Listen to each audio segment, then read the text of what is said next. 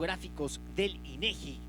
La doctora Dina Cárdenas, vicepresidenta de la Sociedad Psicoanalítica de México, docente de la Universidad Iberoamericana, y de la doctora Dora Pérez, psiquiatra de la Fundación Mexicana de Lucha contra la Depresión.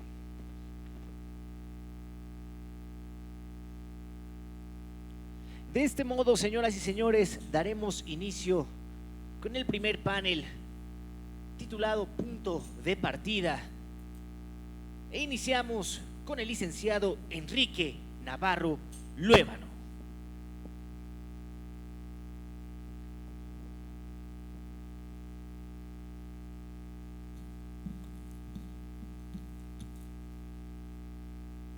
Buenos días a todos, a todas, a todos. Agradezco mucho la invitación a nombre de INEGI por invitarnos a este prestigiado, a este importantísimo foro. Para nosotros como institución es muy importante y se nos enchina la piel poner nuestro granito de arena con nuestro activo más importante, que es la información, y focalizada en este tema a el rubro de salud mental para la prevención de niñas, niños y adolescentes. Entonces, me pasan la siguiente, por favor.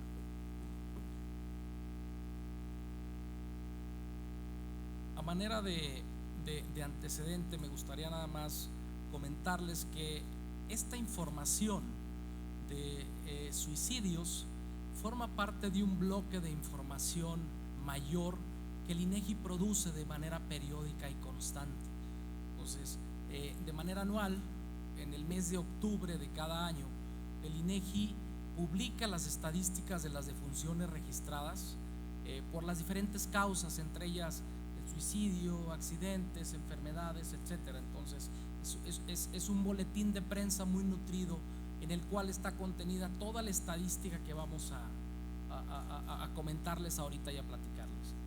Para ello, como bien saben, el instituto a lo largo y ancho del territorio nacional se encarga de recabar toda la información, procesar, explotar y poner a disposición de la sociedad todas estas estadísticas. Para hacer esta estadística, para la elaboración, nos basamos en la clasificación internacional de enfermedades y problemas relacionados con la salud. Esta clasificación pues es un estándar internacional que nos permite además pues compararnos con otros países que también llevan esta clasificación. En el caso de esta estadística, tiene décadas, desde 1893 se produce. Los datos del año estadístico 2019 los estarán viendo ustedes publicados el próximo 29 de octubre de acuerdo a nuestro calendario de difusión. Entonces, cuando nos recibimos la invitación a participar, platicábamos el licenciado Enrique y yo, Navarro, encargado también de esta estadística, cómo pudiéramos darle un poco de valor agregado, mucho a la estadística. Entonces, lo que se nos ocurrió abrir la estadística en tres grandes grupos de edad que abarcan niñas, niños y adolescentes. Es algo que normalmente no publicamos en nuestros boletines, pero bueno, nos echamos, digamos, un clavado más a detalle para poderles compartir las cifras que van a ver a continuación. Bien, remarcando un poco lo que decía la senadora y el doctor también ahorita, pues la tendencia, como pueden observar, de los suicidios pues ha ido de manera creciente año con año. Nosotros nos permitimos hacer una serie desde 1998 hasta el año 2018 y lo que podemos detectar es que es el tercer lugar dentro de las causas de muerte accidentales y violentas, únicamente por debajo de los suicidios, de los homicidios y de los accidentes. ¿Me pasan la siguiente, por favor? Dentro del grupo de 10 a 14 años, los suicidios compiten, la anterior un poquito, por favor, si te regresas, gracias. En el grupo de 10 a 14 años, los suicidios compiten con el número de homicidios a nivel nacional. Eso es algo llamar la atención. Si ya nos concentramos en el grupo de 15 a 19 años de edad, también vemos que los suicidios pues han ido incrementándose históricamente desde 1998. Si pasamos a la siguiente, por favor. La anterior, por favor. Esta gráfica que ya la comentaba también el doctor Eduardo ahorita. Vean cómo ha ido evolucionando la tasa de suicidios por cada 100,000 habitantes del país. Mientras en 1998 estábamos a nivel nacional en un nivel de 4.56 casos por cada 100,000 habitantes, para 2018 estamos en 6.59, pero si vemos la diferencia entre hombres y mujeres para 2018, mientras para los hombres tenemos una tasa de 11, superior al 11, de 11.05 casos, en las mujeres es de 5 veces menor, 2.38 casos por cada 100,000 habitantes. Ahora, ¿cómo se ve esta tasa descompuesta por los umbrales de edad, por los rangos de edad para niñas, niños y adolescentes? Que es la siguiente. Bueno, si se fijan, la primera gráfica de la esquina superior izquierda es para los niños de 10 a 14 años. Las tasas están alrededor del 2%, sin que exista un patrón de comportamiento, es un patrón errático. En los casos de 15 a 17 y de 15 a 19 ya se ve un patrón un poquito más creciente, por lo que retomando las palabras del doctor Eduardo, yo creo que aparte de adicional a los factores causantes que te llevan a esta causa fatal, es importante focalizar las políticas públicas considerando estos grandes umbrales de edad en las diferentes etapas de la niñez y la adolescencia. Bien, la que sigue, por favor. Ahora, ¿cuáles son la que sigue? Ahí. ¿Cuáles son dentro de los suicidios? ¿Por qué se dan? ¿Cuáles son las principales causas? ¿Cuáles son las causantes para llegar a esta decisión fatal? Bien, vemos las gráficas naranja y amarilla que de 10 a 14 años, si se fijan, son ahorcamientos, estrangulaciones o sofocaciones,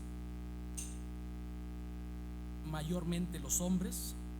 Si nos vamos ya de 15 a 19 años, también son los ahorcamientos, estrangulaciones y sofocaciones, pero en el caso de los hombres vemos una mayor concentración, un poquito de mayor cantidad en los disparos con arma de fuego, y en el caso de las mujeres por temas de envenenamiento. Entonces hay otras causales también que vienen un poquito más detalladas. Sin embargo, esta estadística, les reitero, pues es algo que tenemos a disposición de ustedes. Ahora, llegamos a este punto durante el análisis. Luego dijimos, oye, ¿cómo se ve esto pero a nivel entidad federativa? ¿Cómo se ve esto a nivel municipio? ¿Qué entidades federativas son las que presentan ciertas concentraciones? ¿Qué municipios dentro de la República Mexicana son los que presentan ciertas concentraciones? Y es aquí donde le cedo la palabra a mi colega Enrique Navarro para que nos platique un poquito sobre estos interesantes hallazgos que hicimos.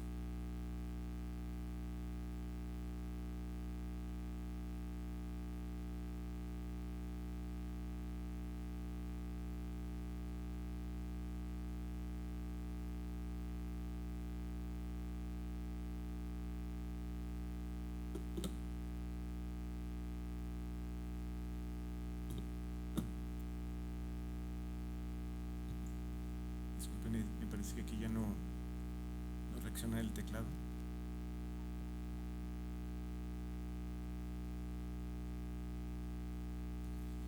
Bien, a nivel de entidad federativa, como está distribuida a nivel de tasa, ya referida por el doctor en su intervención y por Omar justo ahora, aquí podemos ver que en el año 1998 tomamos los 3 años de los extremos y el del medio del periodo que les estamos compartiendo. Pues en el 98 resulta que la tasa nacional era de 4.30 suicidios por cada 100,000 habitantes. Perdón, estoy en el grupo de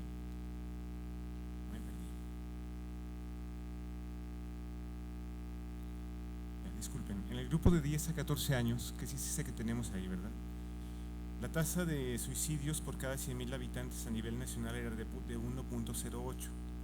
Los estados que presentaban las tasas más elevadas eran Tabasco, San Luis Potosí y Querétaro, mientras que Hidalgo, Coahuila, Zaragoza, Campeche y Baja California Sur no presentaban casos. En el año 2008, la tasa nacional fue de 1.71, subió respecto a la del 98.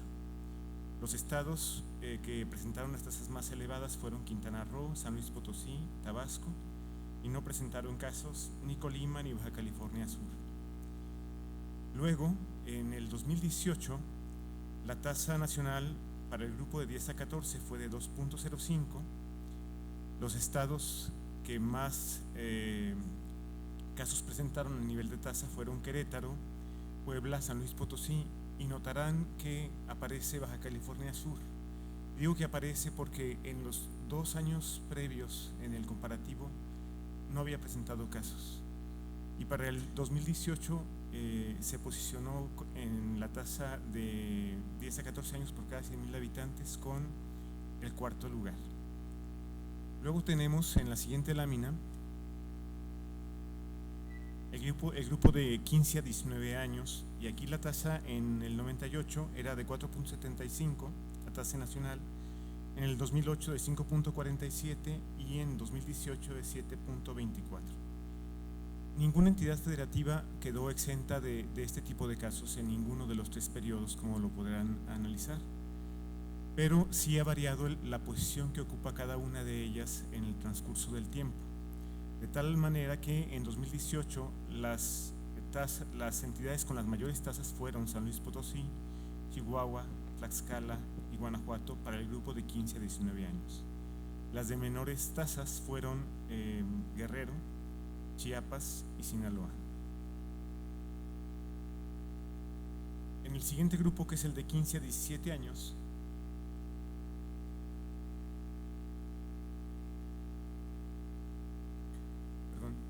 la tasa nacional en el 98 fue de 4.30, en el 2008 de 4.77 y en el 2018 de 6.31.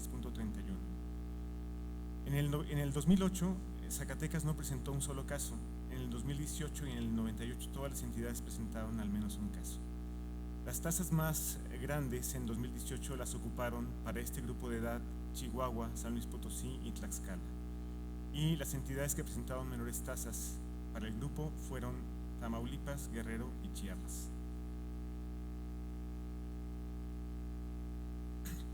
Ahora, por entidad federativa tenemos ya una configuración general de cómo es el fenómeno en el país, pero pues resulta que cuando hacemos un zoom al siguiente nivel, en este caso a nivel municipal, pues vemos una configuración que nos revela algunas cosas que es imposible ver desde el ámbito estatal.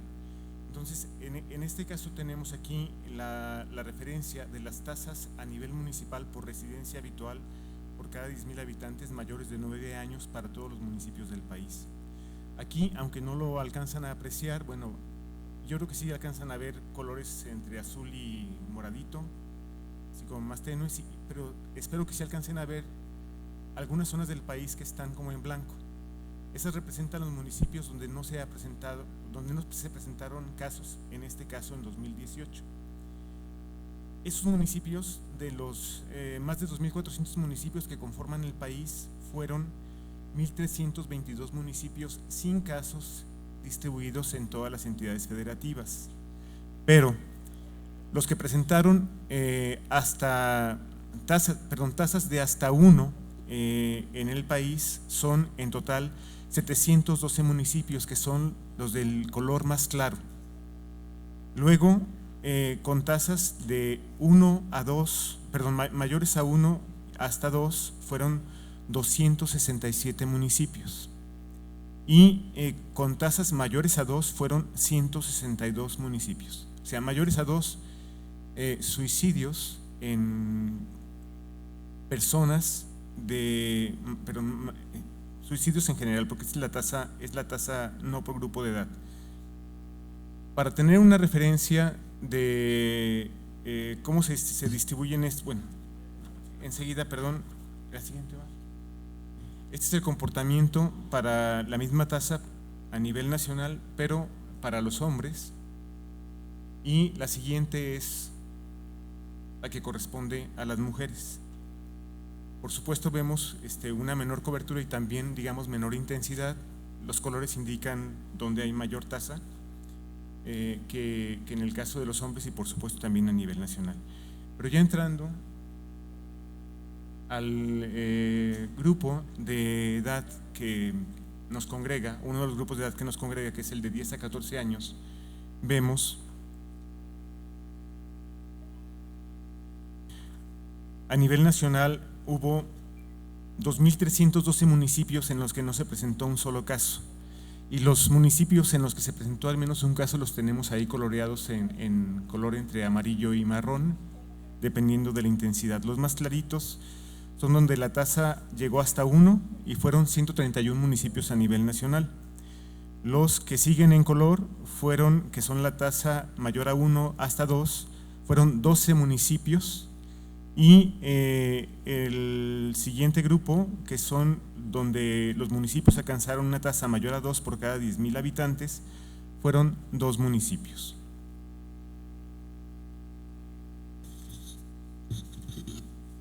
Como referencia, para que tengamos un poco más de información, quisiera comentarles que esos 2 municipios con una tasa mayor a 2 por cada 10,000 habitantes en suicidios de 10 a 14 años son el municipio de San José del Rincón, en México, y el de Puebla, perdón, el de San Martín Texmelucan, en Puebla.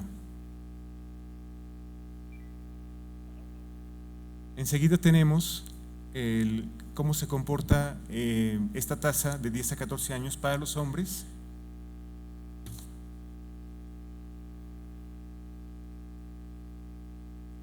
Y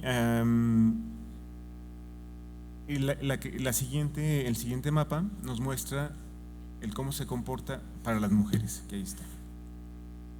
Luego, llegando al grupo de 15 a 19 años, tenemos que no se presentó un solo caso en 2.076 municipios. En los municipios que tuvieron hasta una tasa de hasta 1, que fueron 315, están ahí en los colores azul más claro. Los que siguen en intensidad son 51 municipios con tasa de 1 a 2, mayor a 1 a 2, y los mayores a 2 son 15 municipios. Y esos municipios con tasas de con tasa mayor a 2 en el grupo de 15 a 19 años están distribuidos entre Chihuahua, que es el municipio de Cuauhtémoc, Soledad de Graciano Sánchez, Tecomán en Colima, Oaxaca de Juárez en Oaxaca, Santa Cruz de Juventino Rosas en Guanajuato, Guatabampo en Sonora, Matamoros, que es un municipio de Coahuila de Zaragoza, Apacio el Grande, Guanajuato, Jacona en Michoacán, Jacona y Zamora están conurbados y también está aquí Zamora, Santiago Ixcuintla en Nayarit, Las Choapas en Veracruz, Guaymas en Sonora, Pedro Escobedo en Querétaro y Solidaridad en Quintana Roo. O sea, vemos que están así como muy distribuidos, o sea, no hay un patrón, digamos, a nivel municipal. De hecho, para ninguno de los grupos en los que se presentan suicidios que corresponden a las edades de niños y adolescentes que son captadas a través de la estadística de defunciones registradas, concretamente en la categoría de suicidios que identificamos a través de la clasificación estadística internacional de enfermedades y problemas relacionados con la salud. Bueno, y agradezco la oportunidad de que les podamos compartir esta información relacionada con este fenómeno que nos preocupa a todos, a mí como padre y a todos los presentes. Sí. Muchas gracias. Desde luego que agradecemos al licenciado Enrique Navarro Luébano y al maestro Omar Muro Orozco de INEGI, que nos presentaron la evolución de los presuntos suicidios en México de 1998 a 2018. Ahora escucharemos a la doctora Dina Cárdenas, vicepresidenta de la Sociedad Psicoanalítica de México, docente de la Universidad Iberoamericana, que nos presenta las generalidades acerca del suicidio y patología en el adolescente.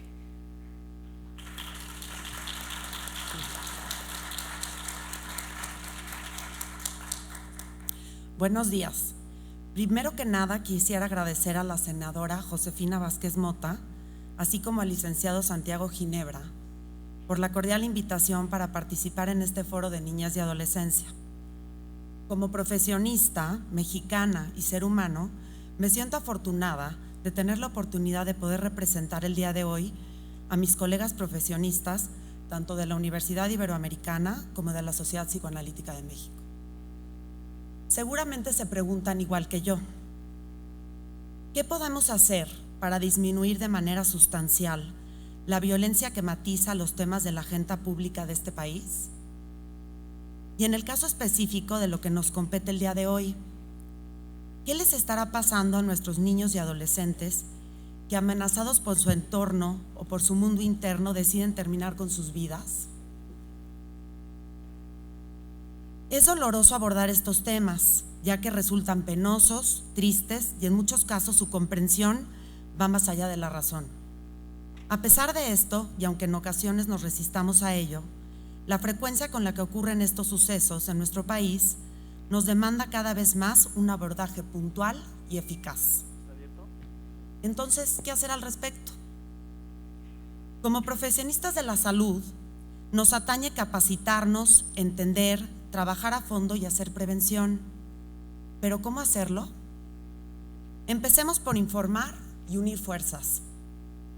Es por eso que hoy en este panel nos toca abordar el tema del suicidio adolescente con el objetivo de estar todos más informados y de que estas discusiones nos den las herramientas para acercarnos más a estas problemáticas y así poder tener más recursos para trabajar con los niños y adolescentes, así como sus familias que requieren de nuestro apoyo e intervenciones.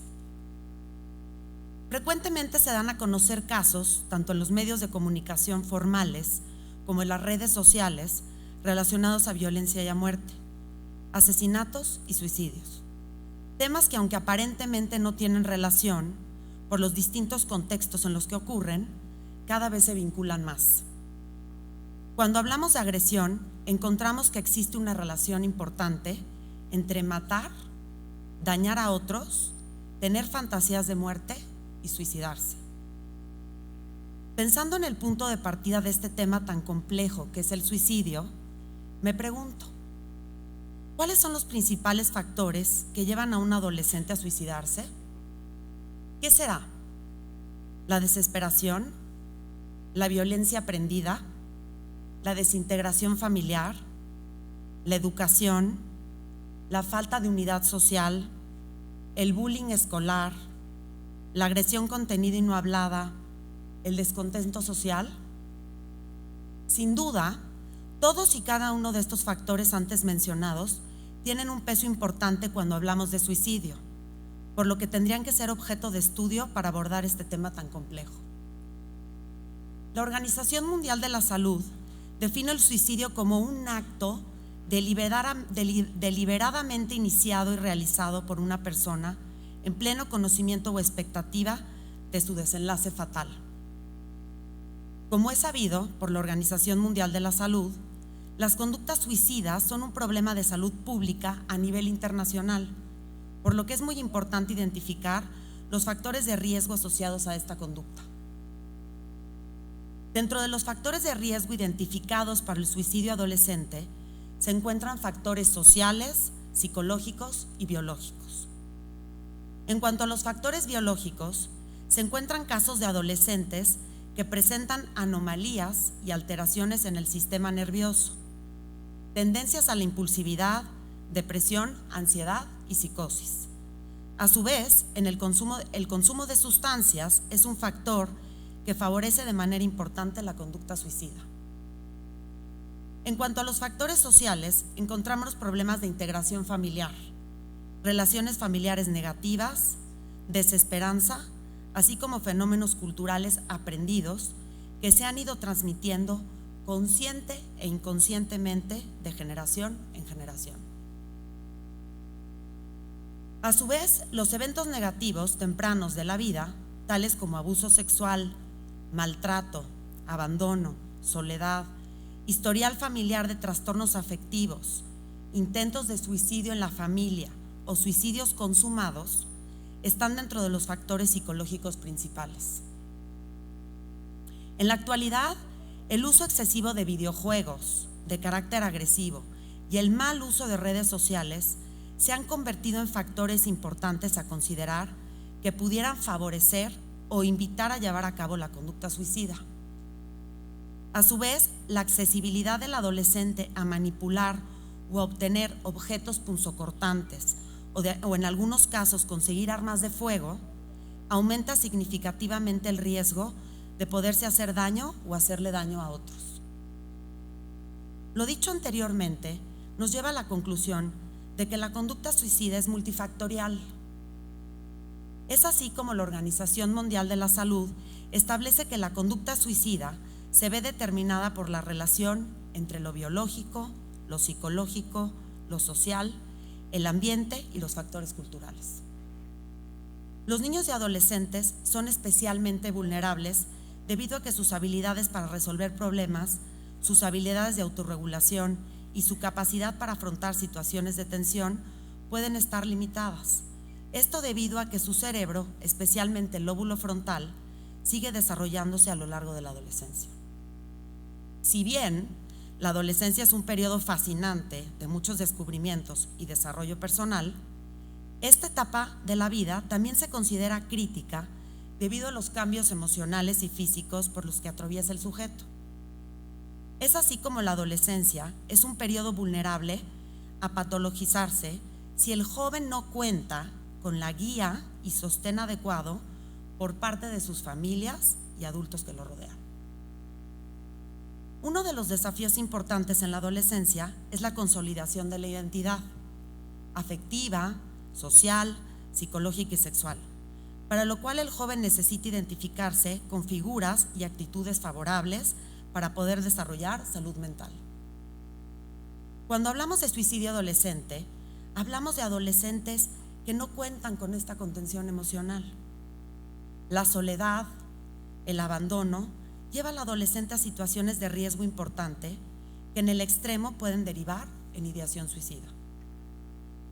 Amenazados, vulnerados o lastimados, muchos chicos y chicas encuentran en la muerte una salida o solución a su malestar.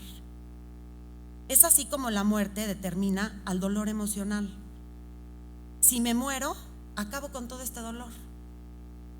El suicidio se convierte en una alternativa para el adolescente cuando se encuentra acorralado y sin recursos, llegando al extremo de no tener otras herramientas para sostener la situación angustiante que vive. El miedo, la soledad, la desesperación son afectos que motivan al adolescente a la toma de esta decisión tan determinante, que en algunos casos llega a ser fatal, consiguiendo finalmente la muerte. Es importante tomar en cuenta que en nuestro país hay niños y adolescentes que tienen que hacer frente a una serie de circunstancias críticas, no aptas para su edad mental ni desarrollo, que provocan una gran tensión y que van más allá de su control. El extremo de esto son aquellos niños en situación de calle, que viven en extrema pobreza, que día a día tienen que buscar la manera de sobrevivir por sí mismos, siendo el uso de sustancias o la muerte alternativas para terminar con el sufrimiento. Otro ejemplo de adolescentes en situación de extrema vulnerabilidad serían aquellos que viven en un ambiente familiar violento y hostil, en donde la angustia por el maltrato, la soledad y falta de cuidados derivan en sensaciones depresivas que contemplan el suicidio como posible solución a sus problemas. Los factores de protección son aquellas condiciones que reducen las probabilidades de riesgo, en este caso el riesgo suicida. Algunos ejemplos de factores de protección son el apoyo a los adolescentes en situaciones de crisis, el manejo del dolor ante enfermedades terminales, así como el tratamiento de enfermedades mentales.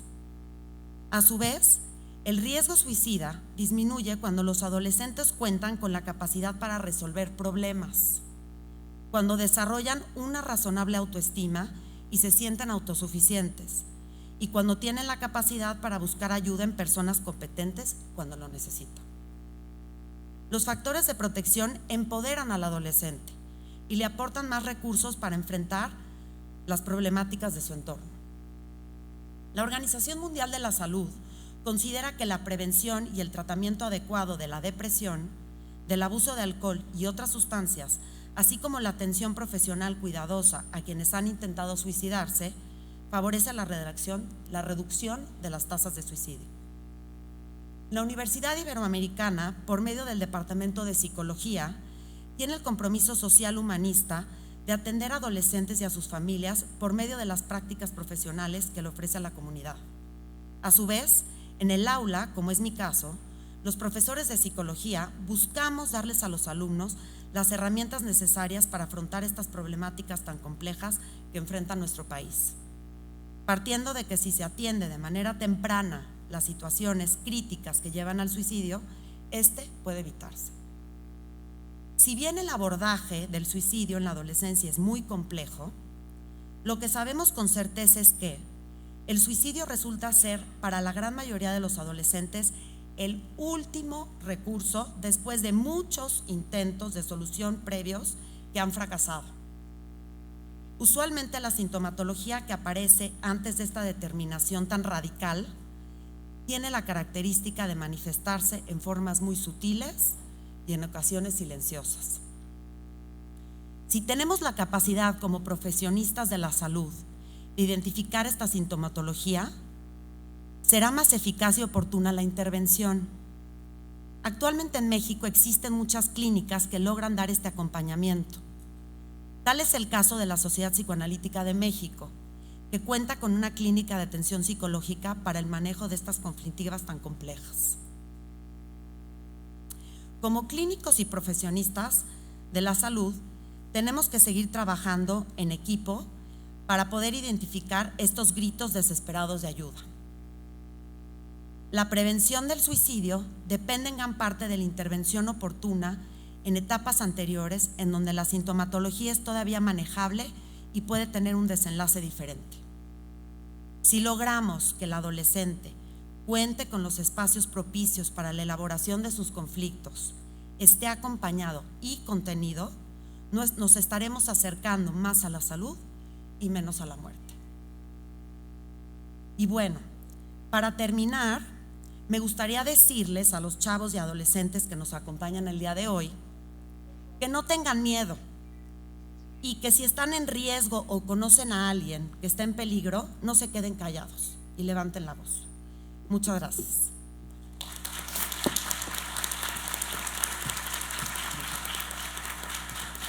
Sí, sí. Y bueno, quisiéramos saber de todos los niños y adolescentes que nos acompañan el día de hoy, ¿quiénes tienen celular? Ok, la gran mayoría. WhatsApp. ¿Sí? Ok, muy bien. ¿Y cómo los utilizan? Que ya hace ratito les preguntaron, pero bueno, ¿cómo los utilizan? ¿Quién quiere contestar?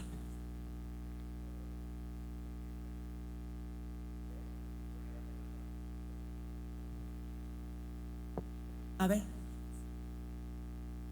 ¿Quién? Lo escogemos.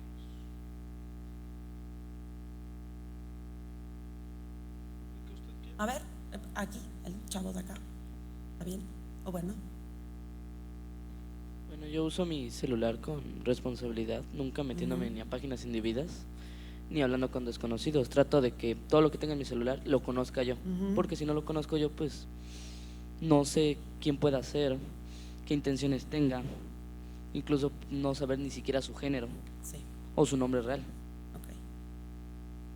Y con esto, bueno, nada más para cerrar, les hago estas preguntas que de alguna manera son preguntas que tenemos que reflexionar hoy, el día de hoy en este panel. Justamente el manejo del celular, el manejo del WhatsApp, son herramientas que también nos pueden ayudar a identificar si algún adolescente, amigo nuestro o algún conocido, compañero de la escuela, aunque no sea tan cercano y tan amigo, está en riesgo. Sí, si lo encontramos que está solo, que tiene pensamientos suicidas, que se siente deprimido, que está triste, pues bueno, podemos levantar la voz. Sí, entonces bueno, importante hacer mucho énfasis en que no se queden callados y que siempre, siempre, siempre se apoyen en sus maestros y en sus familiares para cualquier situación de riesgo que se presente. Buenas tardes. Desde luego que agradecemos a la doctora Dina Cárdenas por esta importante ponencia. Continuando, ahora escuchamos a la doctora Dora Pérez, psiquiatra de la Fundación Mexicana de Lucha contra la Depresión, que nos habla sobre la sintomatología afectiva en niños y adolescentes.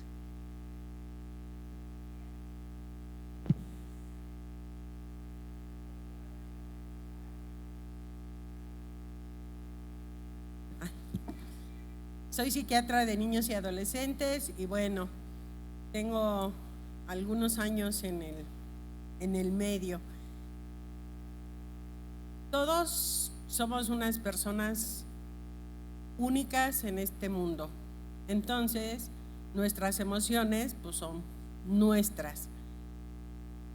Y aunque tengamos el mismo enojo por la misma situación, siempre lo vamos a expresar de manera distinta.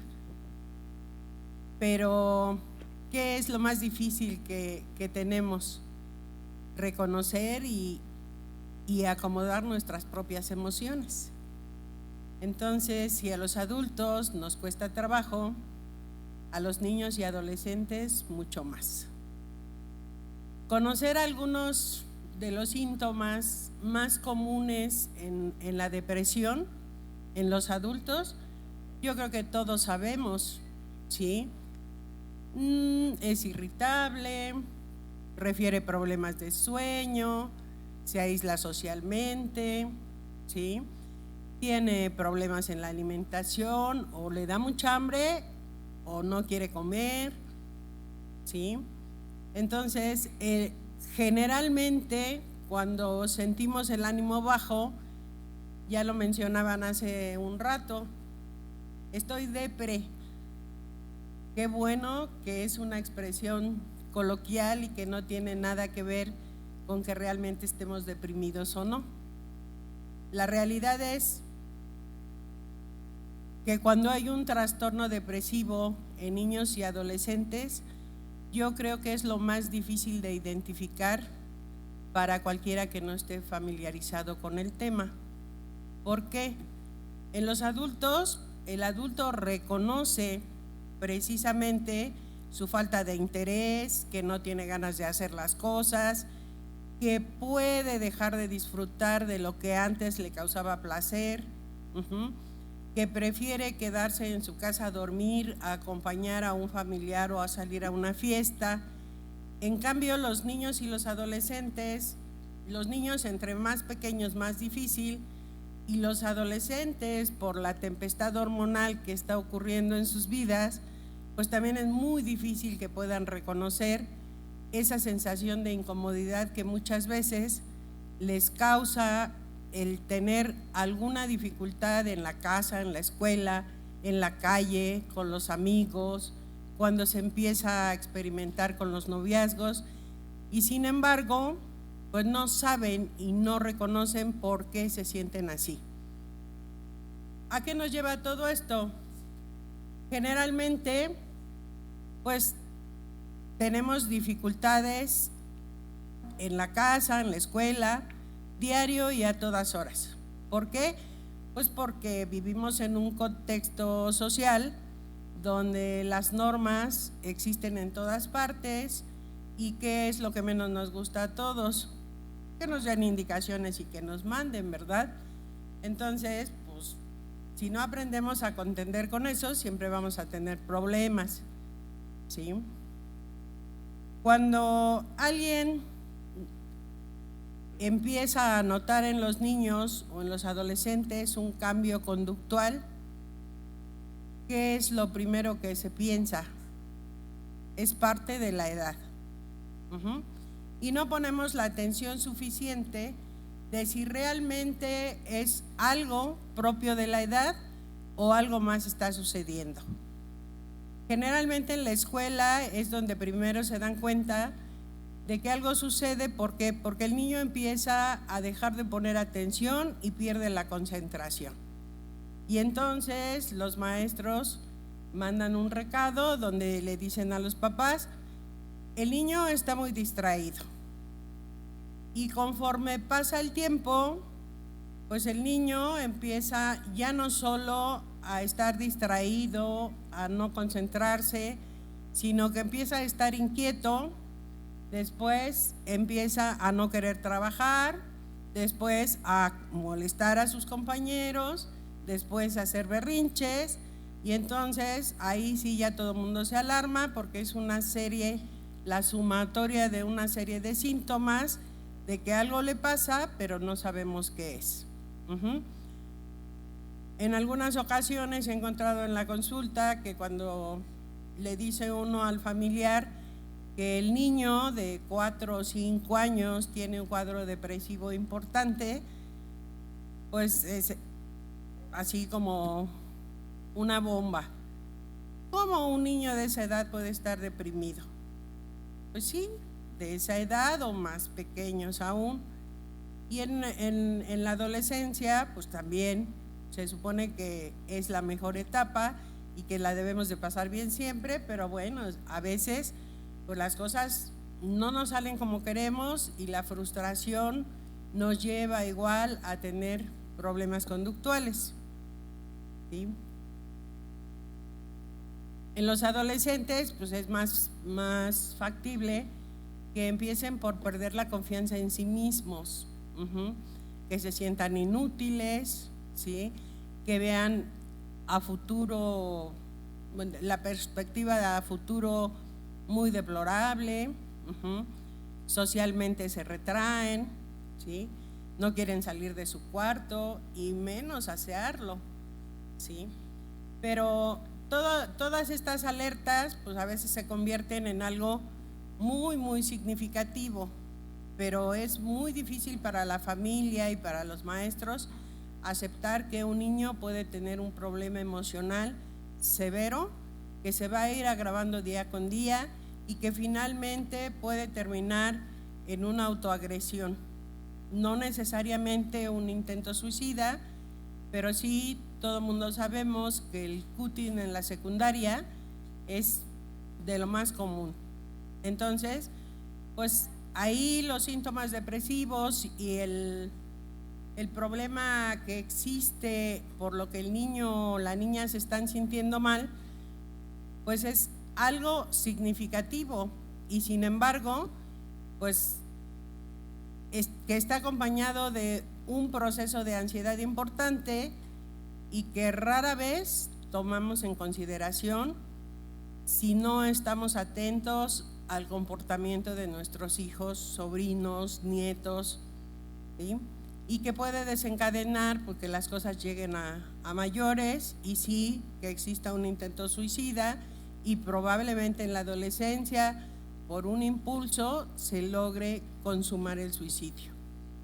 La importancia del reconocimiento de la sintomatología, pues podríamos pasar, no sé, 1 hora o 2 horas hablando de síntomas.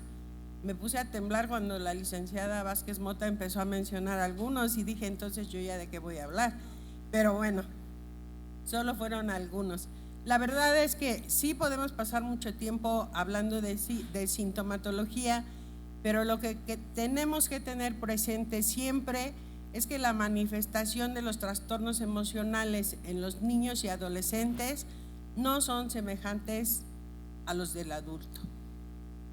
Generalmente en los niños más pequeños se compromete incluso con síntomas somáticos importantes desde cuando los llevan al kinder y después el niño empieza con náuseas, con vómito, con dolor abdominal, a resistirse a ir a la escuela y pues muchas veces se considera que es normal que la primera vez que ingresan a las escuelas pues sientan cierta ansiedad de separación.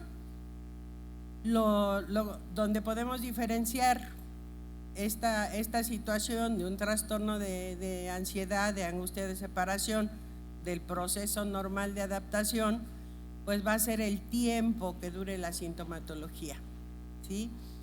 Conforme van creciendo, pues los síntomas van cambiando y los trastornos de ansiedad que generalmente se acompañan de síntomas depresivos, pues nos van a generar que los niños se muerdan las uñas, por ejemplo, que se arranquen el pelo y se lo coman, ¿sí? Que le suden las palmas de las manos, y que generalmente expresen alguna queja somática, ¿sí? Me duele la cabeza, tengo náuseas, me duele el estómago, tengo fiebre, y la fiebre se presenta, ¿sí? Entonces, siempre tenemos que considerar eso en los niños pequeños. Otro síntoma que considero es cardinal es la pérdida de control de esfínteres, que ocurre muchas veces. Generalmente los niños menores de 6 años pues han consolidado el control de esfínteres al 100% y de repente empieza a haber pérdida del control del esfínter vesical por la noche o durante el día, y lo mismo del esfínter anal. Hay enuresis y encopresis que son muy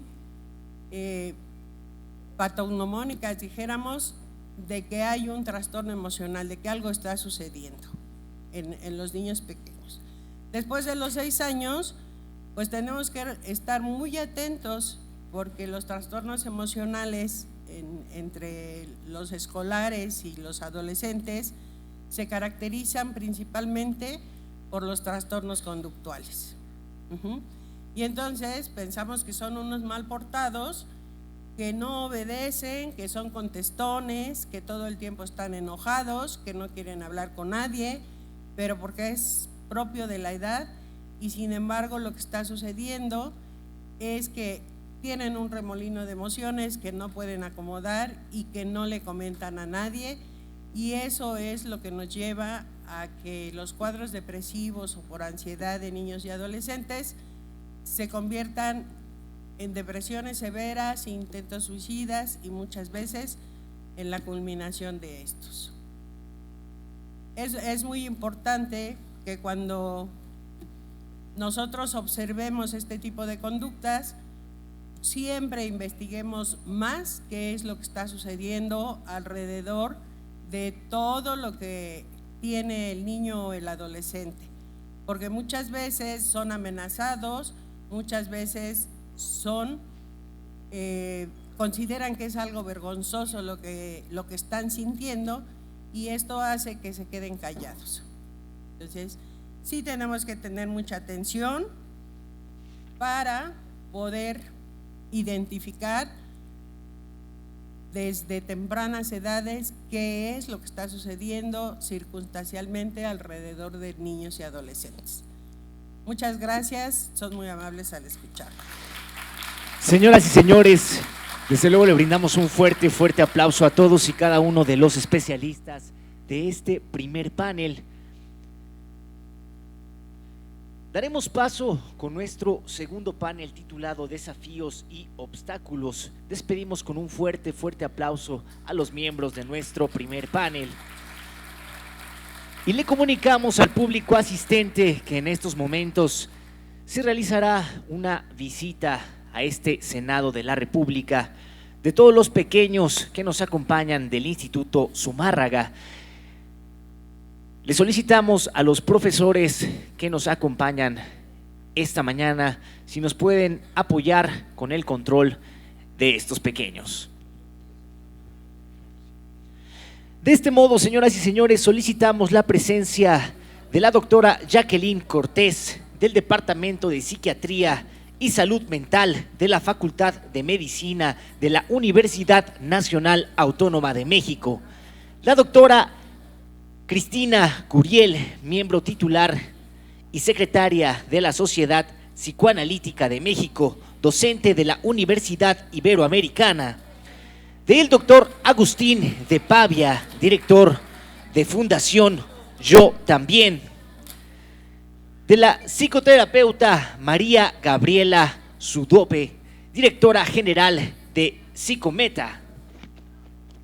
Del mismo modo, solicitamos la presencia de la maestra Elisa Gálvez Olvera, presidenta de la Asociación Mexicana de Fisioterapia en Salud Mental, del maestro Gonzalo García Beltrán del Río, secretario del Juzgado Primero de Distrito de Amparo y Juicios Federales en el estado de Querétaro, la maestra Andrea Alonso, subdirectora de la Fundación Mexicana Lucha contra la Depresión, y finalmente solicitamos la presencia del doctor David Trejo, director de la Fundación Mexicana de Lucha contra la Depresión.